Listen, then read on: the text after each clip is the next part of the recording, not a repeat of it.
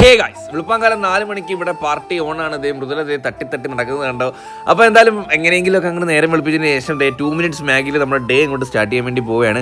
ഇവിടെ ഒരാൾ നല്ല കുളിച്ച് കുട്ടപ്പനായിട്ട് തൊട്ടിൽ കിടന്ന് നല്ല ഉറങ്ങുന്നില്ല, ഇങ്ങനെ ആടി കളിക്കുക കേട്ടോ. അങ്ങനെ മൃദുല അടുക്കളയിൽ തകൃതിയായിട്ട് ജോലികൾ നടന്നുകൊണ്ടിരിക്കുന്നു. ഇതെന്ത് സാധനം, ഉരുളൻകിഴങ്ങിൻ്റെ എന്തോ ഒരു പ്രത്യേകത. അപ്പോൾ ഇന്നത്തെ ഉച്ചയൂണിന് നമ്മുടെ മെയിൻ താരം എന്ന് പറയുന്നത് ബീഫ് കറി കേട്ടോ. ഇന്ന് നിങ്ങൾക്ക് എന്താണ് ഉച്ചയൂണിന് താഴെ കമൻറ്റ് ചെയ്യണേ.